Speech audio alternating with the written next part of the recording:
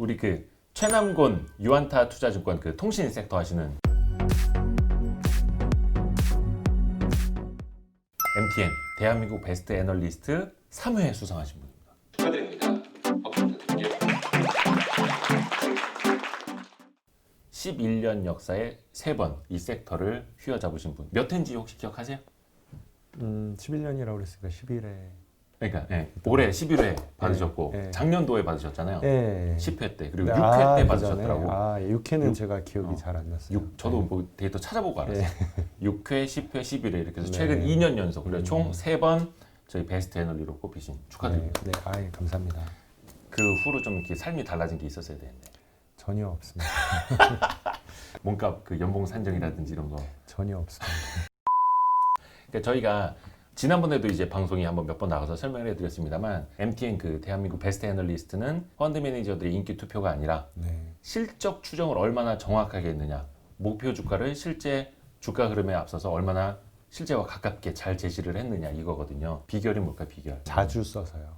자주 써서. 네. 어차피 이게 분위기를 계속 팔로우하면서 그거를 이제 자주 업데이트를 하다 보면 사실 그만큼 추정 오차를 줄일 수 있거든요.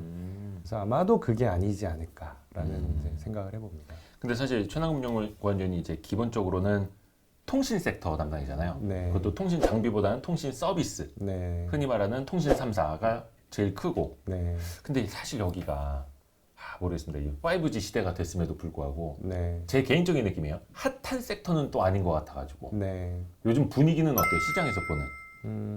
뭐 비슷하죠. 그러니까 사실 그 작년에도 제일 뜨거웠던 섹터가 5G 장비였었잖아요. 장비 쪽이고. 서비스를 기대를 했었는데 그런 모습에 부응하지 못했고 음.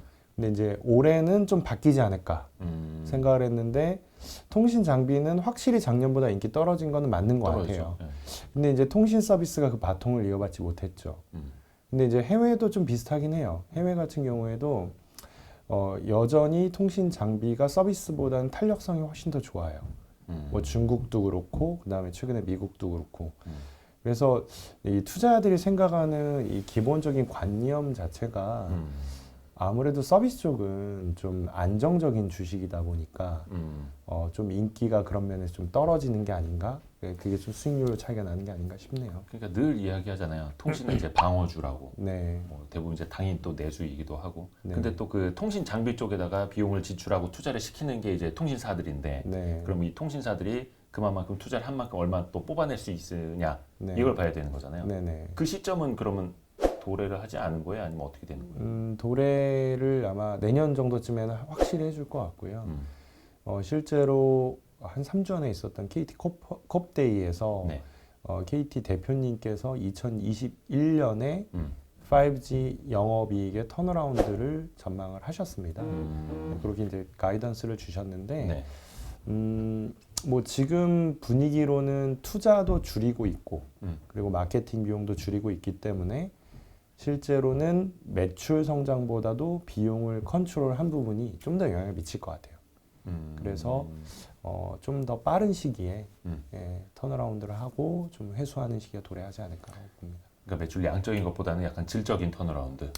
예, 이게 어쩔 수가 없는 게 그 5G가 말씀하신 것처럼 매출로 턴어라운드를 시켜주려면 네. 기자님도 그렇고 이 방송을 시청하신 분들도 그렇고 그냥 5G 폰을 사고 싶어야 돼요. 그렇죠. 예, 근데 이제 주변에 5G 폰을 들고 계신 분을 보면 부러우신가요? 아니요 전혀. 제 개인적인 얘기 해드리면 네. 저 이거 최신형 폰이거든요. 네. 근데 이거 그냥 자급제 폰으로 사서 요금제는 4G 요금제로 했어요. 그냥 LTE 요금제로. 왜냐면 돈 더 주고 지금 5G 요금제 쓸 필요가 없는 거예요. 맞아요. 그러니까 저 같은 사람이 있으니까 맞아요. 통신사들도 조금 그러겠죠. 맞아요. 근데 이제 그 문제를 해결을 해줘야 되는데 네. 아직까지 서비스 혹은 애플리케이션, 뭐 킬러 앱 그런 관점에서 5G만의 그 무언가가 없는 거예요. 그렇죠. 예. 근데 그게 나와야 사람들이 더 돈을 쓰겠죠. 근데 그게 아직은 안 되다 보니 그러니까 결국은 비용을 갖고 이걸 끌어올릴 수밖에 없었던 거예요. 지금까지는. 근데 이제 1년 정도 하다 보니까 약간 현타가 와야 됐다고 하나? 뭐 이렇게 좀 약간 현실적인 인식이 든 거죠. 이거 계속 돈 쓰는 게 맞나.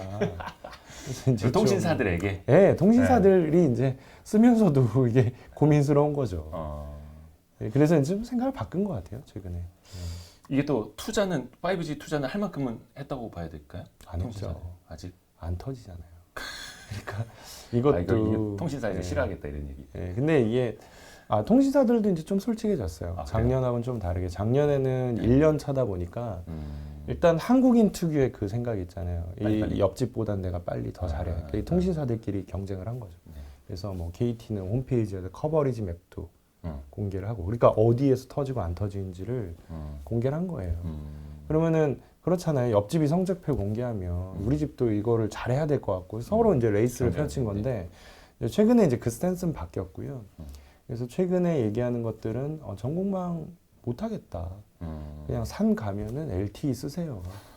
이게 그냥 도심에서만 5G 쓰시라. 삼국대기에서 뭐 자율주행차 타고 내려올 것도 아니고. 그러니까요. 네. 근데 작년하고 그게 좀 바뀐 거죠.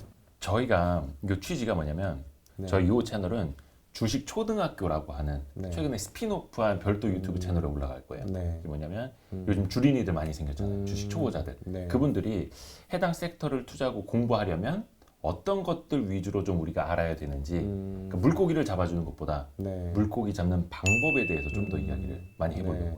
그 네. 통신은 뭐 당연히 가입자 늘어나고 네. 가입자당 그 단가, 뭐 RPU라고 하는 네, 네, 맞습니다. 그런 가입자당 매출 단가가 높아지고 음. 하면 좋은 거긴 한데 어떤 거 위주로 보면 통신 섹터에 좋은 변화가 일어나는구나 간파를 할 수 있을까요? 투자자들이 제일 많이 보는 거는 말씀하신 알프긴 해요. 그러니까 가입자는 주변에 지금 휴대폰 없는 사람들 없잖아요.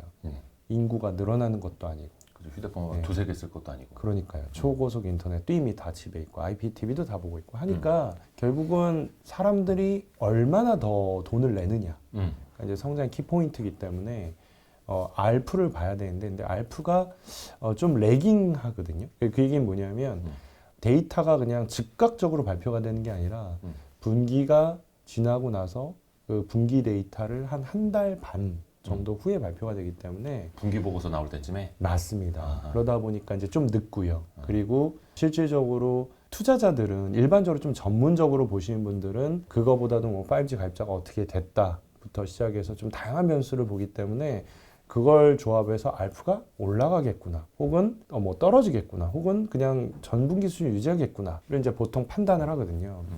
그래서 일단은 중요한 거 알프긴 하나 사실 알프만 보고 투자하기에는 좀 아쉬운 점이 있을 것 같고요. 근데 어쨌든 아주 중장기적으로 온다면 알프가 좀 중요한 변수긴 하다. 단 단기적으로 온다면 좀 늦을 수 있다. 자, 그러면 단기적으로 보신 분들은 뭘 봐야 되냐라고 하면은 실제로 그 매월 과기정통부의 홈페이지에 접속을 해 보시면 중요한 거다. 통계가 나와요. 어떤 통계요? 예. 근데 이제 거기에는 뭐 가입자가 어떻게 됐고, 그다음에 가입자가 어떻게 늘어났고, 그리고 거기에 뭐 5G 고객이 얼마큼 늘었고, 그다음에 그분들이 데이터 트래픽을 얼마만큼 썼고. 데이터 트래픽까지 나와요? 예, 거기까지 나옵니다. 꽤 자세하게 통계가 나와요. 그래서 거기에 통계 자료를 보시면 일단 말씀드린 것처럼 5G 고객과 데이터 트래픽에 대한 통계가 월별로 올라오기 때문에 네.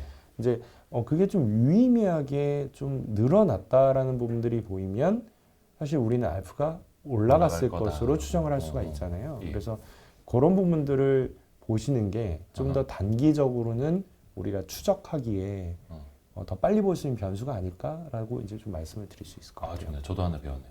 근데 이제 제가 약간 주린이스러운 질문을 드리자면 네. 저 옛날에 3만 원째 요금제 쓰다가 5만 원째 쓰다가 지금 8만 원대 요금제 쓰고 있거든요. 네. 대부분 주변 사람들이 이렇게 올라가게 돼 있고 당연히 그렇게 하고 있는데 그러면 통신사들은 더 많이 벌어서 더 많이 남기고 있어야 하는 거 아닌가? 라는 생각을 이제 단순히 하게 되는데 그런 흐름으로 봤을 때는 어떤 거예요? 그러니까 저도 그게 좀 이상해요. 그러니까 사실 저도 그 옛날에 그 피처폰 쓸 때는 뭐 19,000원, 25,000원 또 안 냈던 것 그쵸, 같은데 지금 한 7, 8만 원 되거든요. 거의 대부분이에요. 그렇죠. 그리고 제 주변에 계신 분들 다 그런데 그렇죠. 근데 그때 매출액과 지금 매출액이 똑같아요. 네? 네, 똑같습니다. 볼륨이라도 커진 거 아니었어요? 네, 10년 전과 지금의 매출액이 똑같아요.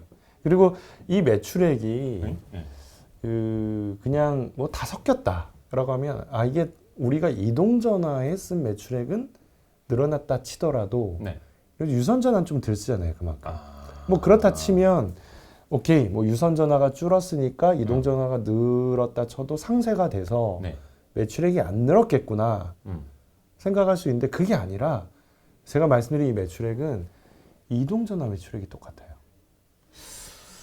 네. 잠깐만요. 저 네. 되게 이해가 안 가거든요. 네. 아니 인구는 그래도 그 사이에 늘었고 네. 투지폰 시절보다 확실히 인구가 늘었잖아요. 네. 휴대폰 쓰는 사람도 늘었고 네. 휴대폰 판매 대수도 늘었고 네.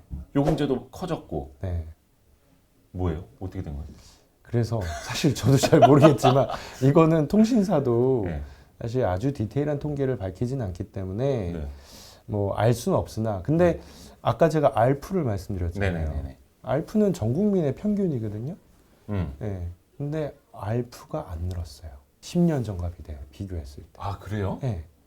대충 한 얼마 정도 되는 거예요? 한 3만 원 정도 됩니다. 아, 3만 원밖에 안 돼요? 네. 수녀가 너 얼마 쓰냐? 8만 원. 8만 원? 핸드폰만 네, 다 합쳐가지고. 다 합쳐서 집에 인터넷 요금하고 아니요, 핸드폰. 그러니까 핸드폰만. 네. 그러니까 이게 기본인데 집에 인터넷 요금제도 뭐 한 2만 몇천 원? 네. IPTV도 쓰고 있고 아, 그거 빼고 그냥 이동 전화. 이동 전화만. 네, 3만 원.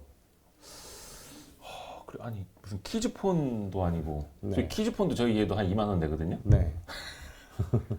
이거 미스테리다. 네. 그래서 이거는 사실 뭐 알 수가 없잖아요. 그래서 제가 생각한 거는 아, 어쩌면 제 주변에 계신 분들이 돈을 잘 버는 사람들이었나? 라는 생각이 드는 거예요. 뭐 그건 사실이고. 네, 매스는 아닐 수도 있는 거죠. 매스는 와이파이를 여전히 찾아다니면서 정말 최저 요금제를 쓰는 게 아닐까? 근데 그 통계를 저희가 솔직히 몰라요. 예, 그 인구의 어떤 구성별로 나이대별로 남자, 여자 혹은 지역별로 어떻게 요금제를 가입했는지는 솔직히 알 수 없는데 다 공개를 안 하니까. 네, 전혀 안 합니다. 근데 영업 비밀이고. 어쨌든 저희가 명확하게 볼 수 있는 거는 알프니까. 근데 알프는 속일 수 없거든요. 그걸 속이면 분식이니까. 예, 근데 어쨌든 간에 그 숫자는 10년째 요지부담이에요. 예, 물론 그 사이에 좀 변수는 있었죠. 뭐 요금 인하를 했으니까. 정부가 압박을 해가지고. 저도 약간 느낀 게 뭐냐면 저희가 가끔 이제 오프라인 투자 설명을 하잖아요. 근데 네. 대부분 전업 투자자분들이 많이 오세요. 그러니까 네. 전업으로 투자를 하신다라는 건 그래도 기본적인 금융 자산이 많이 있으신 분들이거든요. 네. 근데 그분들이 오셔서 와이파이 되느냐, 와이파이 비번 보내고 많이들 물어보세요. 그 순간 잠깐 이제 쓰는 건데 그래서 아 이분들이 실제로 뭐 LTE나 5G보다는 아직도 와이파이 수요가 이렇게 있구나라는 생각도 하게 되고 네. 또 하나가 이제 RP 같은 게 계속 늘기는 늘어야 이제 통신주라든지 통신주에 투자하시는 분들이 좋기는 한 건데 이게 정부에서 계속 옥죄잖아요. 네. 통신요금 깎아라 실제로 깎았었고 약간 그런 정책적인 리스크도 분명히 있는 산업. 네, 거죠. 맞습니다. 맞습니다. 그러니까 뭐 그 한전, 네, 그리고 저희 통신, 금융 네. 대표적이죠. 그리고 어쨌든 간에 이제 이번 정권에서도 이제 정권 출범할 때 그 요금 인하에 대한 부분들을 공약으로 특히 이제 최우선 공약으로 내걸었었지 않습니까? 근데 그런 게 실제로 유효했어요. 영향을 좀 미치기도 했었고, 네, 뭐 그런 상황이었던 것 같아요. 자, 그러니까 뭐 아마 정부 당국에서는 그걸 이제 준 세금처럼 이제 생각을 하면서 막 깎으라고 막 하는 것 같고 이게 상당히 사실 반시장적인 정책이잖아요. 네, 네. 근데 대다수 이제 매스 소비자 측면에선 좋은 거지만 네. 자본시장이라든지 주주라든지 기업 이 측면에선 당연히 눌릴 수밖에 없는 거고. 네. 그럼 거기서 어떻게 해야 돼요, 그러면? 그래서 이제 사실 이 글로벌 통신을 보면 딱 분류가 되는 게 한국, 중국이 그런 영향을 좀 많이 받아요. 정부의 입김을 실제로 많이 탑니다. 중국이야 공산국가라 그렇다 쳐도 네. 예. 약간 한국도 근데 이제 통신 정책만 보면 조금 사회주의적인 부분에 조금 더 이렇게 치우쳐 있어요. 그래서 지금 전 세계를 보시면은 5G를 어느 국가가 제일 열심히 하는가를 한번 보세요. 보면 제일 열심히 하는 데가 첫 번째 한국, 두 번째 중국, 옆 나라 일본은 아주 소극적으로 하고 있고요. 뭐 올림픽 때문에 조금 투자하네만에 하다가 예. 그냥 뭐 얘기도 없어요 최근에. 그래요? 그 다음에 미국도 트럼프는 5G 장려를 계속 하려고 했지만 미국의 주요 통신사들은 그 기대에 부응하지 않죠. 실제로 미국에서 5G 폰을 리테일에 사기가 거의 어렵습니다. 아 그래요? 예, 그냥 특수 고객들에게만 AT&T 버라이즌이 판매를 하고 있고요. 음. 그래서 뭐 올해 하반기에 되냐 마냐 음. 이제 그런 얘기들이 있는 상황이에요. 이제 그러다 보니 이제 한국, 중국이라는 나라의 특수성을 이해할 필요가 있다. 뭐냐면 결국 한국, 중국은 정부가 어떤 정책 방향을 정하면 그걸 통신사들에게 실제로 가이드라인을 줍니다. 네. 그리고 그걸 따라가고요. 예. 그러니까 이제 그거는 투자에 대한 것도 그렇지만 요금을 결정하는 단계에서도 어느 정도 입김이 들어가요. 그게 요금제가 과기정통부 승인 사안이나요? 승인은 아니고요. 지금 우리나라 이제 그 신고를 하면 되는데 네. 그러니까 말만 신고지 그렇죠. 사실은 거의 허가제랑 예, 비슷하잖아요. 신고가 준 신고제라고 그래서 한 그 신고하고 나면 15일 동안 검토하다가 네. 아닌 것 같으면 네. 그냥 반려를 해버립니다. 그죠. 네. 그러니까 사실상 보이게 멱살을 잡고 있는 건 아닌데 네, 저 뒤에 이제 혁띠 잡고 있는 거죠. 벨트 네. 잡고 있는 거지. 맞습니다. 누르는 거지. 음. 그런 걸 너무 많이 봐가지고. 중국은 정부가 그래도 지분을 좀 갖고 있어요. 음. 한 50% 이상. 그러니까 그렇게 하면 중국 정부가 피해를 보는 거니까 그건 오케이 인정하죠. 근데 한국은 그렇지 않기 때문에 지분도 없는데. 그래서 어쨌든 간에 좀 그런 게 좀 디스카운트 윈이긴 했고요. 상대적으로. 그래서 이게 이제 정부의 입김이 워낙 세다 보니까 이런 5G 요금제를 낼 때도 그런 거에 대한 영향을 받게 되고요. 이제 그런 상황이다 보니 아무래도 이제 통신주는 이제 기본적으로 약간 제약이 있는 예, 우리나라 통신주는 중국도 마찬가지고 그러니까 뻗지 못하고 뭔가 제조사를 위해서 희생해야 되고 인프라를 위해서 희생해야 되고 이제 그런 게 기본적인 전제로 깔려 있는 거예요. 그래서 이제 주식 관점에서도 이게 10년 동안 뭐 물론 10년 동안 코스피 별로 안 좋았으니까 네네네네. 뭐 그냥 거의 비슷하게 갖다 쳐도 그래도 이제 좀 4차 산업혁명이라고 하는 소위 이제 그런 산업군이잖아요. 그 핵심이죠. 통신이. 예. 뭐 5G 그렇죠. 안 빠지잖아요. 예. 5G 없이는 네. 뭐 4차 산업 뭐할 수가 없는데. 그러니까요. 네. 뭐 스마트 팩토리, 자율주행 다 마찬가지인데, 근데 이제 그런 업종 내에서 통신업종이 제일 안 좋았거든요. 주가를. 진짜 통신주 미스터리네. 이제 이런 영향이 있는 거죠. 그러면 통신 3사 숏. 아닙니다, 아닙니다. 숏을 치면 안 되는 게 일단 아까 제가 말씀드린 것처럼 작년에는 그 아이디어가 맞을 수 있어요. 왜냐하면 통신사의 희생을 전제로 통신 장비주가 재밌었고 그다음에 삼성전자도 5G 폰을 어쨌든 실험적으로 많이 팔았잖아요. 테스트를 한 거거든요, 한국에서. 그래서 중국에서 이제 팔 수 있는 혹은 미국에서 팔 수 있는 우린 레슨을 얻은 거예요, 삼성전자는. 그러니까 이제 정부 입장에서는 전체 리소스 차원에서 통신 사업자의 희생을 전제로 해서 이제 전체 산업 확장시킬 수 있는 아주 좋은 정책을 쓴 건데 그러면 이제 당연히 통신 사업자에 대한 투자 의견은 작년에 안 좋을 수밖에 없겠죠. 네. 근데 앞서 제가 말씀드린 것처럼 지금은 좀 입장이 바뀌어서 이렇게 우리가 희생하는 거에 대해서 다시 생각해 보자. 그러니까 투자도 그렇게 막 무지막지 늘리는 게 아니라 어느 정도 수요가 있는 걸 보면서 따라서 투자하겠다. 그래서 올해 투자비가 줄어요, 작년보다. 비용이 줄구나. 그리고 그 아마 보시는 시청자분들도 그런 생각 하시겠죠. 작년에는 5G 폰 처음 나왔을 때 소위 대란이라는 게 막 터지면서 S10을 거의 공짜로 사시고 뭐 VPT를 사면 뭐 10만 원을 오히려 돈을 받고 네. 그랬을 거예요. 예. 신도림 성지 이런 데. 맞습니다. 네네네. 근데 올해는 그게 없어요. 어. 예, 그 아마 다 돈 내고 사셔야 돼요. 근데 저도 그게 뭐냐면 통신 사업자들이 돈을 안 쓰는 거거든요. 그러면 반대적으로 약간 이익률 측면에서 훨씬 더 좋아진다라는 이야기인 거죠. 수익성이 좋아지죠. 올해 한번 그걸 지켜봐야겠네요.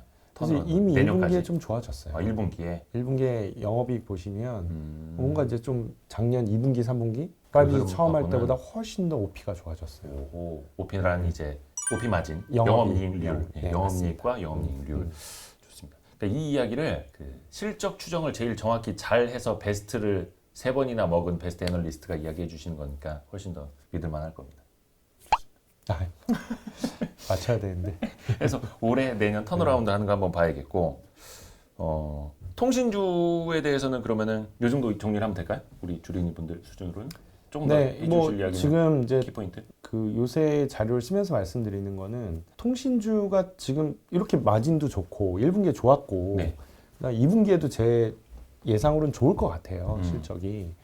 그다음에 하반기에도 좋을 것 같습니다. 자, 그러면 이게 상식적으로 이 코로나가 있는 상황에서 많은 업종이 지금 피해를 보고 이제 실물에서. 예.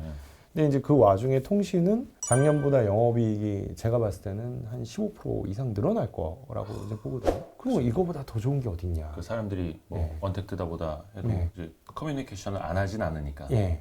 그러니까 이익도 늘고 비용 떨어졌고 그리고 또 배당은 또 안정적으로 나오니까 주가 빠져 있고 그러면은 배당 수익률이 얼마나? 배당 수익률이 한 4.5% 이상 나와요. 어디 가요? 타요. 아, 3, 4 다? 예. 4.5%나 나와요? 예. 어휴. 그러니까 뭐 이 저금리 시대에 네. 주가도 오르고 배당도 받으면 좋잖아요. 아. 그래서 주가가 안 오를 이유가 없는데 주가가 안 오릅니다. 반기 배당도 예. 해요? 반기 배당도 해요. SKT는 아, SKT가 반기 배당, 나머지는 그냥 1,000원을 연말 배당. 합니다. 예. 아, 그래요? 며칠 안 남았네. 예. 그래서 어쨌든 이제 그런데 왜 안 오르냐라고 이제 하면 네. 외국인이 안 사거든요. 음. 근데 이제 통신주는 외국인이 지분을 절반 가까이 보유하고 맞아요. 있기 때문에 그렇죠, 그렇죠. 유틸리티랑 안 사면 예, 안 기간 와요. 그 법적으로 기간 산업은 네. 외국인 투자자가 지분 절반 이상을 보유하지 못하도록 되어 있습니다. 한전이 대표적으로 맞습니다. 그렇고 네. 통신주도 그렇고 음, 그게 약간 좀 그 거의 50%까지 목에 차 있어서 그런 거예요? 그런 건 아니고요. 많이 팔았어요. 어. 그래서 이게 5G를 한다고 하니까 아, 니들 돈 많이 쓰겠네 하면서 작년 내내 판 거죠. 근데 그 추세가 아직까지 이어지고 있는데 그 제가 생각할 때는 이건 정말로 제 추정인데요. 네. 그냥 오로지 제 추정인데 쟤네들이 왜 팔까? 이렇게 실적이 좋은데 그래서 내린 잠정적인 결론은 외국인들이 업데이트가 잘 안 된 것 같아요. 이게 어떤 좀 이상한 측면에서? 얘기죠. 어떤 그러니까 측면에서? 왠지 저희가 생각했을 때 외국인들은 다 정보를 잘 알 것 같고 그다음에 우리보다 좀 앞서 나가는 애들 같은데 좀 반대되는 얘기잖아요. 업데이트가 안 됐다. 그게 뭐냐면 지금 그 외국계 이런 얘기 해도 되는지 모르겠는데 아, 외국계 외국인들 어차피 안 보기 때문에. 증권사에서 많이 한국 인력이 줄었어요. 아. 그래서 추정이 엄청 늦습니다. 아, 오히려 예, 근데 이제 FN 가이드, 머니투데이 이런 데는 저희 추정치가 저희가 열심히 하니까 이렇게 바로바로 바로바로 올라와요. 반영되죠. 예. 그러니까 되게 정확하거든요. 예. 이 컨센서스 예. 트렌드라는 거. 예. 네. 근데 블룸버그는 엄청 늦어요, 지금. 아, 오히려? 네. 이 블룸버그 단말기 훨씬 더 비싼데? 예. 그러니까 추정을 제대로 못 하니까. 아. 근데 물론 제 추정이 거의 올라가지만 이게 외국계 증권사 추정이 아무래도 이제 거긴 영향을 많이 미치잖아요. 그러니까 외국계 IB 애널리스트보다 한국 애널리스트가 훨씬 낫다. 통신은 훨씬 낫습니다. 그래서 걔들은 지금 여전히 실적 안 좋은 줄 이게 아는 핵심이네요, 거예요. 오늘. 실적 안 좋은 줄 아는 거예요. 아, 그러니까 안 사는 거지. 그래요. 아니 그 보니까 네. YG 리포트에서 최근에 리포트 쓰신 거 봤는데 영문으로도 쓰시던데요? 예. 그러니까 그 외국인들 좀 보라고? 예, 그렇죠. 이놈들아 좀 보고 네. 주식 좀 사라. 미팅을 좀 불러주세요. 외국인들 올라갑니다. 그런 주가. 네. 실제로 외국계도 이렇게 많이 안 다니세요, 세미나? 많이 못 다녔죠. 일단은 저희가 영어가 좀 덜 되기도 하고 그다음에 그 코로나 때문에 지금 다 끝났어요. 출장이 아예 없습니다. 컨퍼런스 콜. 컨퍼런스 콜도 잘 안 해요. 왜냐하면 그 홍콩이나 싱가포르에 있는 친구들이 네. 다 재택근무한대요 지금. 대부분 그러죠. 네. 그래서 외국계들은 더 많이. 그 재택하니까 이게 걔네들은 또 컨퍼런스 콜 할 때 자기네 시스템을 이용을 해야 돼. 왜냐면 이제 막 녹취를 하고 막 그래야 되니까 네. 이 컨퍼런스 되게 중요하게 생각을 하거든요. 네, 네. 그래서 그냥 안 해요. 네, 컨퍼런스 콜 자체도. 그래요. 아, 이 베스트 애널리스트의 이런 푸념까지 들어보고. 참 그리고 네. 통신주만 하시는 게 아니더라고요. 네, 그러니까 이번에 저희 그 베스트를 먹은 거는 통신 서비스로 1등이 됐는데 네, 지주사도 네. 같이 하시잖아요. 네. 그러니까 쉽게 말하면 지주사인데 정확히 말하면 복합 기업. 근데 최근에 지주사들 난리 아닙니까? 네. 특히 이제 지주사 우선주든 뭐 이런 SK우 뭐 삼성물산 우가 몇 번 상한가를 간 거 지금 미쳐가지고 막 지주사 이야기도 좀 해주세요. 네. 그 사실 그런 얘기 있었잖아요. 대부분 본주 많이 오른 다음에 그 괴리율 많이 벌어지면 이제 우선주가 따라간다. 혹은 자회사들 주가 오른 다음에 이게 지주사에도 반영이 된다. 이런 이야기 많이 했는데 지금 그게 거의 다 반영되고 있다고 보면 될까요? 그런 것 같아요. 그러니까 이게 이제 투자자들 속설 중에 하나가 장이 끝물일 때 지주사가 오른다. 그런 얘기 항상 그런 얘기를 있었죠. 하죠. 네. 근데 요새 약간 그런 느낌이 들어요. 네, 뭐 이게 물론 끝물인지는 잘 모르겠고. 그건 누구도 알 수 시장은. 없는 거죠. 네. 네. 근데 요새 자회사 가치가 그렇게 반영이 되더라고요. 네, 그리고 그게 순환매가 돌면서 그렇죠. 처음에는 주 SK가 그렇게 오르더니 그 다음에 삼성물산이 오르기 시작했고 네. 그리고 어제는 주 LG 네. 그런 식으로 지금 계속 이렇게 퍼지고 있어요. 이제 그러다 보면 이제 투자들이 저한테도 계속 질문이 들어오는 게 어느 지주사가 싸냐? 잠시만요. 네. 요거는 이제 저희가 녹화를 해놓고 유튜브에 업로드하기까지 좀 시간이 걸리니까 네. 여기서 말씀드린 뭐 어제 오늘 이 시점은 그냥 참고만 하세요. 그냥 스토리만 들으시면 됩니다. 네. 스토리만. 네. 아, 예. 계속 말씀해 주세요. 이거 나중에 보신다고 하면 그때는 네. 더 올라갈지도 모르겠는데 떨어질 수도 있고. 예. 일단 투자들이 이제 예전에는 관심이 없었던 자회사 가치 그리고 그거를 토대로 봤었던 밸류에이션 대비 이 지주사가 얼마가 싸냐 이제 그런 부분들에 대한 관심을 가지기 시작하시더라고요. 순혁아 편집 빨리 해야겠다. 일단은 여전히 그런 맥락에서 자회사 가치를 반영을 못하고 있는 지주사들이 있어요. 그러니까 아마도 이제 이런 순환매가 돈다고 하면 이제 그런 지주사까지 수혜가 가지 않을까. 예, 그래서 앞으로 지주사는 좀 더 주도적인 역할을 해줄 거라고 판단을 하고 있습니다. 자회사 가치가 이제 많이 반영이 된 지주사도 있고 네. 그게 거의 뭐 사실상 오버해서 반영된 데도 저는 맞습니다. 좀 있다고 보거든요. 반영이 안 된 지주사들도 있겠죠. 많죠. 예, 맞나요? 많습니다. 뭐 이야기해 주실 만한 그 예. 컴플라이언스 한도 대해서 예. 저희가 어차피 투자 의견이 나가니까 네. 그 투자 의견 토대로 좀 말씀을 드리면 네. 제 생각에는 물산도 여전히 싼 것 같아요. 삼성물산이요? 예. 아, 기사 뭐 삼성물산 우선주가 예. 많이 올랐지. 예. 근데 사실 우선주는 좀 투기성이 있기 때문에 아, 그렇죠. 우선주는 네. 사실 밸류에이션이 조금 그거는 이게 우선주 올라간 회사들 보시면 네. 시가총이 작아요. 아, 그렇죠. 대부분 뭐 예. 저는 대기업 우선주라고 해서 되게 클 줄 알았는데 우선주가 뭐 1,000억도 안 되는 것도 있고 뭐. 맞아요. 그러니까 뭐 삼성중공, 우선주 이런 회사들이 아마 시가총이 100억도 안 된 거에서 시작을 했을 거예요. 아니 삼성중공 우선주 그걸 왜 찍은 거예요? 그거를 잘 이해가 안 되는데. 아무튼. 그래서 그 이제 물산 같은 경우에도 보유하고 있는 회사들 가치가 네. 지금 현재 물산의 시가총액보다 더 크기 때문에 일단 그런 맥락에서 더 올라갈 수 있는 여지가 있고 그리고 이제 투자자들이 사실 냉정하게 보는 게 그 삼성 바이오로직스 별로 없어요. 뭐가 없다고? 기관 투자자들이 보유하고 보유한 있는 비중 비중이 작아요. 지금 80만 원까지 넘었는데. 예, 그러니까 당황스러운 거죠. 그래서 이분들이 쌈바가 없으니까 그러면 이제 셀트리온을 살까 아니면은 그 삼바를 보유하고 있는 삼성물산을 물산을 살까로 이제 생각이 연결이 된 거고요. 그게 이제 최근에 그 삼성물산 주가 상승으로 이어진 거고 이제 그 다음에 주 LG 같은 경우에는 사실 보유하고 있는 회사들과 이 회사의 이익 가치 대비한 이제 보통상 저희는 나부라고 표현을 합니다. 순자산 가치. 예, 맞습니다. 그 순자산 가치 대비해서 지금 주가가 절반밖에 되질 않아요. 주 LG가. 네. 그러니까 뭐 LG 화학이나 이런 거 다 좋아지고 있으니까. 그럼요. 근데 지금 LG 화학 주가 올라가지 않습니까? 네. 그래서 이제 그런 부분들 반영을 할 거고 또 주 LG 같은 경우에는 이제 작년서부터 올해까지 자산 매각을 굉장히 열심히 했어요. 뭐 LG CNS 지분도 네. 팔고 또 서번 지분도 좀 팔아서 보유하고 있는 현금이 무려 1조 7천억 원입니다. 차입이 없어요. 그래요? 예. 그러니까 주 LG 기준으로. 예. 단독 기준으로. 그러니까 이 회사가 그럼 그 돈을 갖고 어디에 쓸 거냐? 거기에 관심이 있거든요. 그래서 M&A를 주 SK가 하는 것처럼 혹은 한화가 니콜라 한 것처럼 굉장히 좋은 투자처 발굴을 해서 M&A를 한다라고 하면 시장은 이제 그런 부분들을 밸류에이션에 다 높여서 반영을 해주겠죠.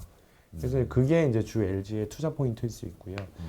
그다음에 CJ 같은 경우에도 좀 주목하실 필요가 있을 것 같은데 그러니까 CJ도 별로 안 올랐더라고요. 정말 안 올랐어요. 근데 문제가 있었어요. 사실 이 회사가 그동안에 좀 M&A를 공격적으로 했었고 그래서 이제 그 결과 차입이 좀 많아졌어요. 예, 차이 많았죠. 근데 이제 그 문제를 좀 해결을 어느 정도 해줬고 그다음에 또 자회사에서도 코로나 영향을 좀 받지 않았습니까? 뭐 CGV 같은 경우에도 그랬고 그렇죠. 영화 그다음에 외식 뭐 맞습니다. 또 뭐 푸드빌 같은 경우에도 뚜레쥬르가 뭐 최근에 경영상에 이렇게 썩 좋은 상황은 아니고요. 그래서 그런 자회사를 만약에 매각까지 연결을 해준다면, 예, 그러면 회사의 어떤 전체적인 포트폴리오도 개선이 될 수 있고 자회사 사업 포트폴리오를 말씀드리는 거고요. 이제 거기 더해서 재무 구조가 확실히 좋아지는 그림이 나올 수 있겠다라고 음흠. 판단합니다. 그래서 물론 회사는 당연히 그런 계획이 없다라고 말씀하시는데 전적으로 제 생각으로는 충분히 그런 부분들을 추진할 수 있을 것 같다라고 판단을 하거든요. 그래서 올해는 좀 그런 쪽에 좀 포커스를 맞출 필요가 있어 보이고요. 그다음에 하나만 더 말씀드리면 그 삼성물산까지 아까 주가 상승이 이어졌다고 했는데 네. 그래서 물산이 오르면 그다음에 물산 오르는 그 현상 갖고 어떤 주식을 살 거냐라고 보셨을 때 KCC를 보셔야 될 것 같아요. 왜요? KCC가 이재용 부회장 다음으로 예. 삼성물산 주식을 많이 들고 있는 회사죠. 그래요? 그게 예전으로 돌아가 보면 이 삼성그룹의 백기사 네네네. 역할을 하죠. KCC가 계속 해줬는데 그 지분 아직 들고 있습니다. 근데 그 지분 가치가 거의 2조 원에 달해요. 삼성물산 지분 예, 가치만 보유하고 있는 저 KCC 총이 얼마나 되죠? 1조 한 3천억? 네. 근데 또 이게 돈을 시장입니다. 벌어요. 이게 시장이에요. 또 돈을 벌니다. 네네. 특히 그린 뉴딜하면서 그쵸. 최근에 뭐 기업 분할 네. 이슈도 있었고. 뭐 한샘이 오르잖아요. 네네. 그린 뉴딜 하면은 이 창호 같은 거 에너지 절감형. KCC 글라스 있죠. 예. 근데 이제 이 회사 그걸 하고 있고요. 네. 또 하나는 어제는 아니고 이게 어, 부동산 정책을 내놓으니까 네. 재건축을 못 한다 그러잖아요. 네. 음마 아파트 계속 살아야 된다면서요. 그럼 뭘 하나요?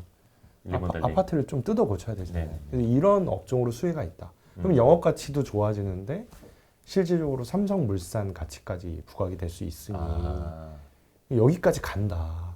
네, 그렇게 저희는 판단을 하고 있는 거죠. 그 주 KCC 네, 차원에서. 맞습니다. KCC도 지금 지배 구조가 좀 많이 변해가지고 네. 헷갈리시는 분들 좀 네. 있을 텐데.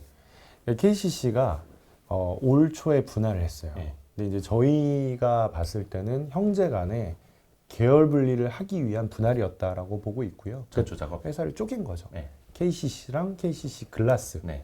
그래서 KCC 글라스 근데 HTS 찍으실 때 한글로 쳐야 돼. 한글로 쳐야 돼. 이거 KCC는 영문인데 맞아요. KCC인데 네, 저도 그 처음에 네. 왜 안 나오지 하다 한글로 해볼까 한글로 하니까 나오더라고요. 맞아요. 잘 KCC 아시네요. 글라스 이렇게. 예. 그래서 그거 모르시는 분들 많아가지고 그게 그래서 KCC는 약간 하나만인 줄 일부러 알아요. 통일성을 두지 않은 게 약간 뭔가 뉘앙스다 이런 거. 아 그래요?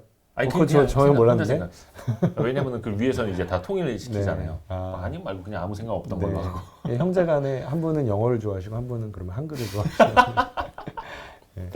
근데 이제 이 주식을 이렇게 나눠서 아직은 좀 갖고 계시기 때문에 그 아마도 서로 교환을 할 거예요. 근데 이거는 이 방송이 나갈 때는 이미 교환했을 수도 있고 예상으로는 7월 정도쯤에 교환할 것 같거든요. 이게 맞으면은 정말 저는 점쟁이인 거고. 따단. 근데 뭐 아닐 수도 있고. 네. 근데 이제 이 주식 교환 이벤트가 되게 중요한 이유는 그렇잖아요. 이게 오너들이 주식을 서로 이렇게 교환하는데 교환하는 건 매각행위거든요. 그럼 뭐가 나옵니까? 뭐가 나죠? 세금이 나오죠. 아 세금. 예. 예, 그러니까 이 교환하는 시점에 주가가 높으면 세금 많이 내야 되고요. 네네. 주가가 낮으면 조금만 내도 되니까. 그 그러면 전까지는 당연히 오너들은 교환하는 타이밍을 주가가 본인들이 낮을 때. 판단했을 때 주가가 저점이라고 생각할 때 교환을 하시겠죠. 그러니까 주식 교환은 사실상 바닥 시그널입니다. 그런 게 많죠. 네. 뭐 그 증여를 하는 타이밍도 그렇고. 예. 맞습니다. 그래서 그 KC 주가를 한번 HTS 찍어 보시면 실제로 이 회사 주가 많이 빠졌네라는 걸 보실 수 있을 거예요. 지주사에서는 사실 자회사 같이 모셔야 되는데 그냥 보시다가 LG화학 오른다 싶으면 주 LG 보시고요. 삼성 바이오로직스 저거 올라가지고 배가 아프다 그러면은 이 회사를 누가 많이 들고 있는지 찾아보셔가지고 이제 그런 회사들까지 보시면 그래도 먹습니다. 주가 올라요. 그 펀드 매니저들도 네. 다 똑같이 그렇게 하죠. 똑같아요. 네. 이게 SK도 그동안 그렇게 말씀드려도 안 사시더니 네. 이게 SK 바이오팜 올라온다 했는데 네. 이게 딱 보니까 청약해도 못 받을 것 같거든요. 맞아요. 그러니까 지금 주 SK 사잖아요. 네, 똑같습니다. 그래서 자회사 같이 급등하면, 그러니까 서서히 오르면 그거는 잘 안 보세요. 근데 어느 이 회사가 오른다 싶었을 때, 이거 내가 못 사서 아깝다 하면은 그땐 지주사를 보십시오. 예. 하다가 너 지금 막 따라가기 바쁘고 그러다가 네. 이제 대체주가 뭐가 있냐 이렇게 네, 보는 거고. 맞습니다. 사실 근데 최근에 SK는 많이 올라가지고 뭐 SK 바이오팜 이 이슈가 좀 많이 또 반영이 됐을 수도 있고 네. 하니까 그래서 조금 못 올랐던 다른 종목들도 보시는 거고. 네. 오늘 이야기 너무 재밌었어요. 그래서 나중에 한번 라이브를 해도 재밌을 것 같다. 오늘은 MTN 대한민국 베스트 애널리스트 11회 중에 3번이나 베스트를 차지한 통신 서비스 거기다가 지주사는 덤 이렇게 해서 저희 한번 이야기를 해봤습니다. 유안타증권의 최남권 연구원이었습니다. 고맙습니다. 네, 감사합니다.